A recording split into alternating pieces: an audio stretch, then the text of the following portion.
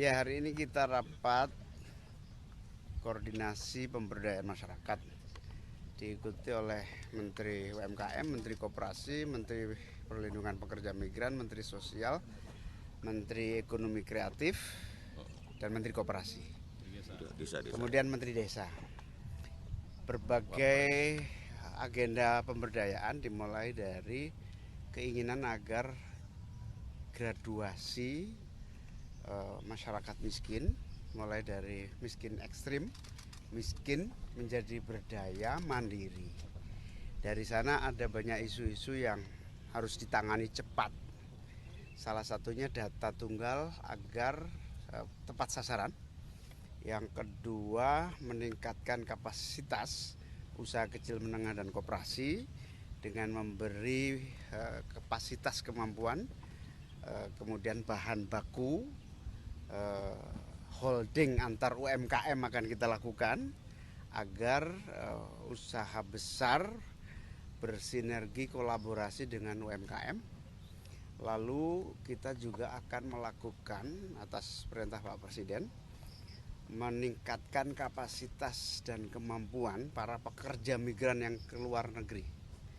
Insya Allah akan dibangun paling tidak 100 balai latihan kerja baru untuk pemberangkatan persiapan jabatan tertentu kualitas standar skill dan vokasi yang disiapkan khusus melalui 100 balai latihan kerja baru.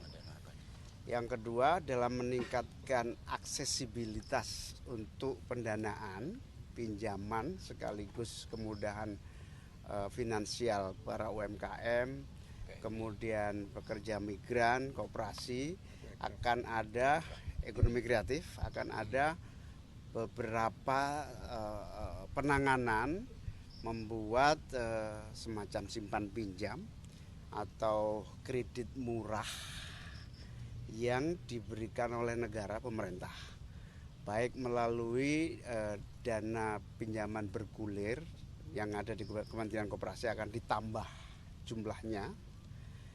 Kemudian akan dibuat program khusus pinjaman untuk pekerja ke luar negeri. Buruh migran ini, pekerja migran Indonesia yang mau ke luar negeri membutuhkan uang untuk pelatihan, uang untuk cost structure, biaya tiket, keberangkatan, pelatihan, kemudian dokumen. Itu kita berikan pinjaman dengan bunga yang sangat rendah. Ini akan diinisiasi untuk membuat model simpan pinjam, pinjam dengan bunga yang sangat rendah. Ini akan kita tindak lanjuti dengan kementerian-kementerian terkait, khususnya Kementerian Keuangan, berbentuk uang pemerintah yang dipinjamkan kepada para pekerja migran, juga kepada UMKM. Contoh sukses PNM akan kita duplikasi gitu ya, menjadi PNM itu penanaman modal madani yang bergerak di bidang simpan pinjam ibu-ibu pelaku bisnis. Nah, ini akan duplikasi untuk pekerja migran, duplikasi untuk UMKM, duplikasi untuk koperasi. Berikutnya optimalisasi bantuan sosial melalui Kementerian Sosial juga dilakukan berbagai pembenahan, termasuk kepada para kaum miskin yang layak mendapatkan bantuan boleh diusulkan dan boleh disanggah, yang sudah tidak miskin tapi masih mendapatkan bantuan boleh disanggah melalui Kementerian Sosial, atau yang belum mendapatkan bantuan silahkan disanggah, silahkan diusulkan. Pokoknya gini, tidak ada satupun orang miskin di Republik ini yang tidak mendapatkan bantuan. Itu yang paling akan kita lakukan dalam waktu cepat. Kita juga akan membuat acara bersama Bapak Presiden melalui Menteri UMKM, yaitu pembebasan utang, penghapusan piutang sejumlah tahap awal ini 67.000 penghapusan piutang yang akan dilaksanakan langsung oleh Presiden dalam waktu dekat. Saya kira itu poin-poin hasilnya. Intinya pemberdayaan masyarakat itu akan ambil langkah-langkah, termasuk Pak Presiden juga ingin membuat sekolah khusus untuk anak-anak yang tidak mampu tapi masih di bawah naungan orang tua, dibina langsung khusus dalam sekolah rakyat.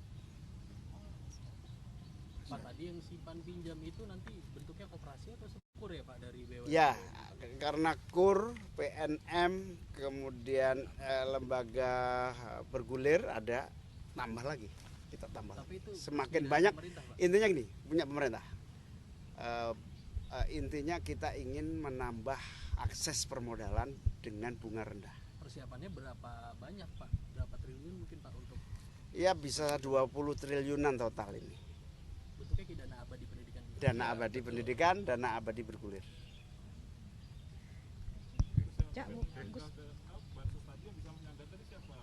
Tetangga kalau ada tahu orang sudah mampu tapi masih dapat, silahkan menyanggah. Melihat tetangga ini udah kaya kok masih dapat, mereka silahkan. Ada aplikasi khusus dari Kemensos online.